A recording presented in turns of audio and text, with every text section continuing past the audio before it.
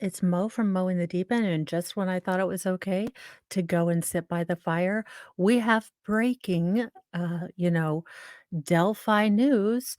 Uh, Rakeda, our Attorney General, has some thoughts. So let's hear them from the local news. This is Fox 59, so hopefully you can hear it. I am going to turn on, well, it has subtitles on, so, and in Biggin. So here we go. This is breaking. Holy crow, this man apparently is having a Biden moment with his teleprompter. And look, sir, I understand doing the newsy news, it is hard. Sometimes we lose our place. Sometimes things are not spelled right. And sometimes, look, it's just hard to read English. I will just blatantly put out here, I am not a Todd Ricada fan. Rakota, whatever. He is not my favorite AG. So I'm just gonna let y'all know. Um, I may be biased against him, all right? I don't really like him. He has not put forth a good, you know, messaging. All the shenanigans with the, young girl who came over here to, you know it's a terrible case all around, but the young girl who came over to Indiana because her mother apparently let her have a relationship with her boyfriend who was over the age of, I think, 25. And she got pregnant, so she came over to Indiana for an abortion, and Todd Ricada went after the abortion doctor. Uh, it didn't put Indiana in a good light. I don't know why we went after the abortion doctor instead of the rapist and the mother who allowed this crap to happen. I mean, again, I the last person that I really care about, and I have my own opinions about abortion. And this is not the time or the place. But I would think the first person we would wanna go after, the people, would be, you know, the mother who let this happen and the man who did it, not the doctor. But, of course, you know, AG, let's hear you blather.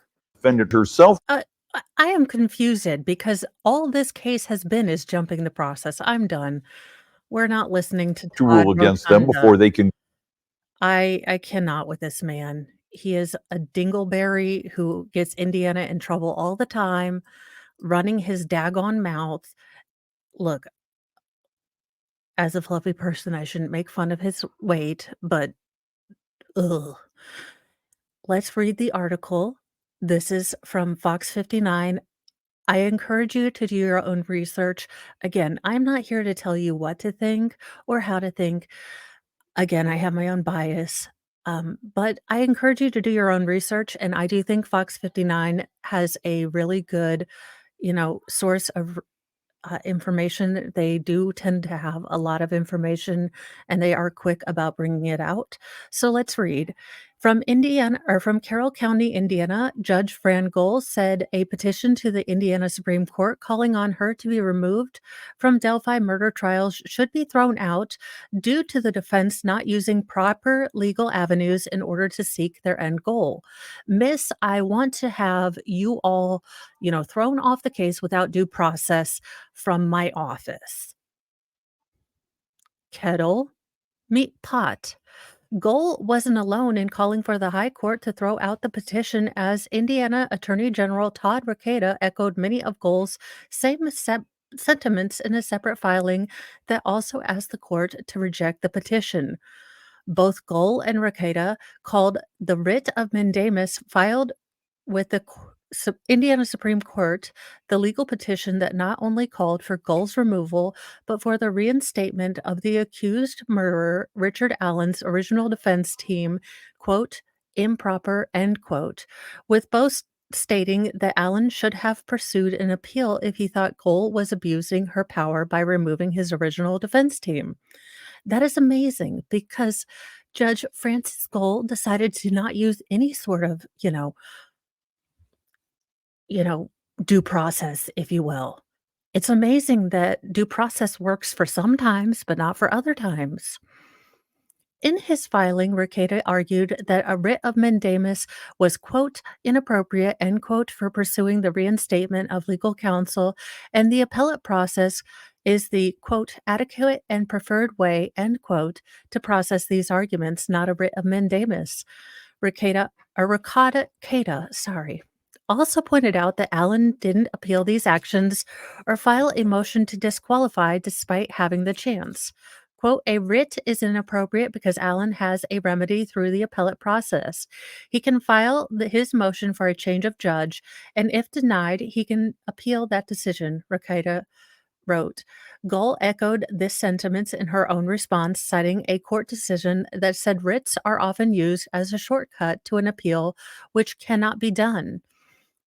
One of the main reasons the writ called on Judge Gull's removal was due to her decision to remove Richard Allen's original defense team, Bradley Rossi and Andrew Baldwin, from the case. Judge Gull cited, quote, gross negligence, end quote, in this decision, which came in the wake of an evidence leak traced back to Baldwin's office that led to the arrest of a Westfield man. So we'll cover the arrest as well on this video. Allen argued his Sixth Amendment rights were being infringed by the decision to remove his original defense team. Both Gull and Ricada argued against this. However, with Ricada arguing that while defendants who cannot afford their own counsel are guaranteed representation via the Sixth Amendment, the amendment does not provide that the defendant has the right to choose their appointed counsel. Ricada and Gull went on to say that contrary to Allen's claims, there were circumstances that required the court to interfere with defendant's choice of counsel. One of these instances being, quote, gross incompetence, end quote. Gull argued that she was well within her power to remove Rossi and Baldwin due to concluding that the pair, quote, committed multiple violations of the rules of professional conduct, end quote, in addition to compromising Allen's defense due to the evidence leak and her finding them being negligent and incompetent. Gull drove this point home further by saying Baldwin and Rossi, quote, failed to take responsible steps to safeguard confidential case materials, end quote, citing leaked crime scene evidence. Not only were the photos laid out in Baldwin's office conference room, providing the opportunity for Baldwin's former worker Mitchell Westerman to take photos of the evidence, but the judge wrote that Baldwin, quote, would share with Westerman information about the case to obtain Westerman's feedback, end quote. Gull cited further examples of the pair's incompetence, including Baldwin sending an email about the case to the wrong Brad instead of Rossi, Baldwin and Rossi making statements to the media that included information, quote, that would not normally be revealed, end quote, and Baldwin and Rossi, quote, providing false information, end quote, to the court about Allen's purported condition in prison. Rokeda also weighed in on the transcripts of the October 19th meeting between the defense team, Gull, and the prosecutor. In this meeting, Rossi and Baldwin claimed they were pressured into withdrawing from the case by Gull. Rokeda stated that the hearing, Gull listed the reasons why she felt Baldwin and Rossi should be disqualified due to gross negligence as a result of the evidence leak. When given a chance to argue their side, Rokeda and said Rossi and Baldwin, quote, withdrew rather than challenge factual allegations. Gull also argued she gave the pair, quote, ample notice about her considerations of disqualifying them from the case, citing letters that mentioned the possibility of disqualification sent more than a week before the October 19th hearing. Gull also echoed Rokeda's findings that Rossi and Baldwin had opportunities to be heard on record arguing against disqualification, while Allen argued bias against him due to Gull's decision to remove Rossi and Baldwin. Gull said her decision to remove the attorneys doesn't show bias, but rather demonstrates her concern to ensure Allen had competent representation. Ma'am,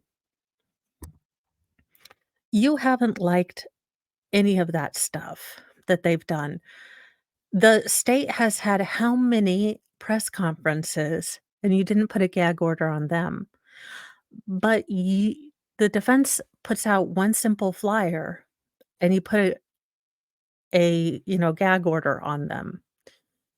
The state has had multiple factual errors from their witnesses put in depositions, and they were being called on that in a Franks motion, and that wasn't means to be transferred. You appointed 2 lawyers, one of which who has just gotten off of lockdown basically, and the other one who has already pontificated about ballistics information. And you're telling me that those two paragons of lawyerliness are not grossly negligent and incompetent? You're telling me those 2 are much better? In conclusion of both filings, Gull and Rekieta asked the Indiana Supreme Court to deny the writ filed on behalf of Allen, which could mean marching ahead towards the date of 2024 trial with Allen represented by the new set of attorneys.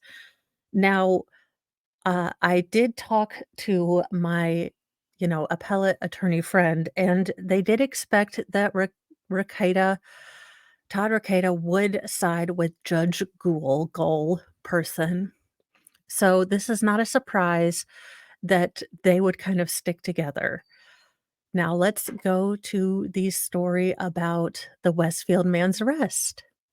So we can just kind of do a little bit of a roundup. A Westfield man has been charged in Delphi murders evidence leak. Now, again, if we go with Bradley Rossi and Mr. Baldwin saying what they said as fact in the chamber's testimony, then there have been leaks from the beginning. Now, again, this is hearsay until we have further evidence. But again, what's right for the goose is right for the gander. If the state has also had leaks, then this kind of stuff is a bit heavy-handed. And let me stop this screen, present new screen, share screen. Ta-da, ta-da. All right, so this is the gentleman that was just arrested. Carroll County, Indiana. A friend and former coworker of attorney Andrew Baldwin, who was one half of accused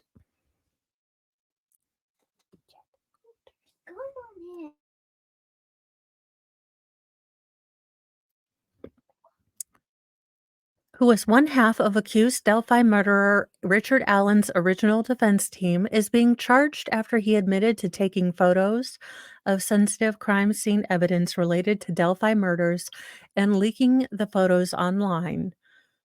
Mitchell Westerman, 41, of Westfield, is charged with 1 count of conversion, a Class A misdemeanor.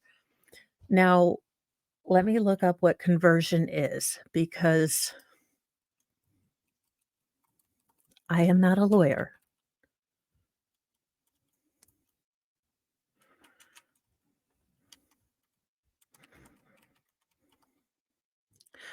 Ta-da.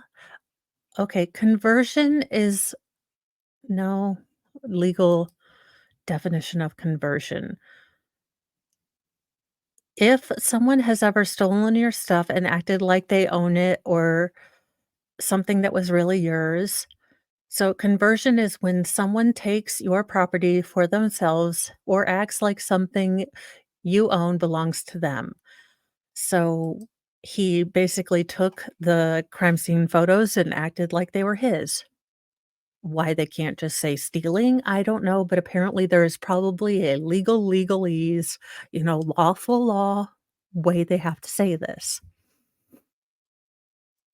According to court documents, Westerman was once employed at Baldwin's law firm, and the two have been friends for several years. Westerman no longer works with Baldwin, but said he frequently stopped by the office to visit Baldwin and the staff. On October 5th, law enforcement were notified of a leak related to the slayings of Libby German and Abby Williams in Delphi in February of 2017. The evidence, including sensitive crime scene photos, have been spread online and distributed to YouTube and podcast content creators.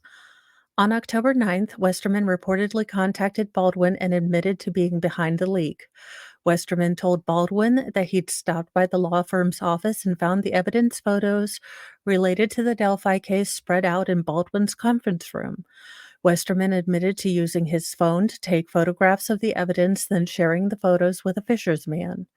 Investigators determined that the Fisher's man then shared the evidence with a man from Texas who, in turn, forwarded the evidence to various YouTube and podcast creators. According to the court documents, the Fisher's man ended up taking his own life after being questioned by the police about the evidence leak.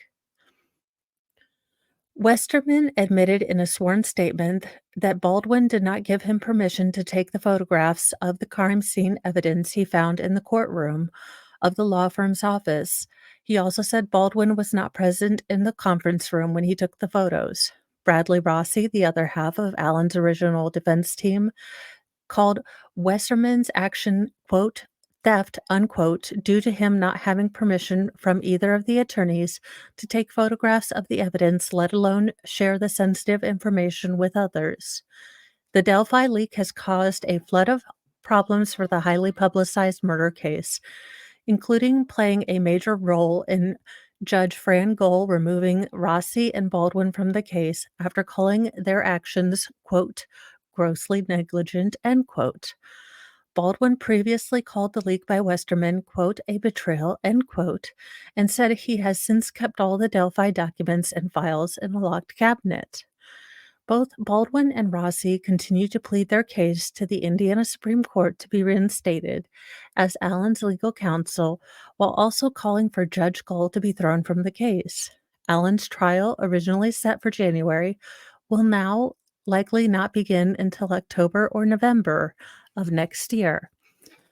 So this is kind of a roundup. I will be going over the responses from the state and Judge Gull and even the Attorney General, it appears, in the coming days. I have a lot on my plate. I plan to try to get these out to you as soon as I can. So hopefully these will get out this evening and you will have them to go over. But I did see these just pop up. And I did want to let you know, I will tell you that my appellate friend, like I said, they fully expected the attorney general to side with the state, with the judge, and, say that it wasn't proper for them to go through those channels. But I do find it a bit rich that Judge Gull didn't want to go through, proper channels to fire them, but they're getting all Twitter pated about proper channels for firing her. But on Chink, I will see you guys in a little bit. Bye, guys.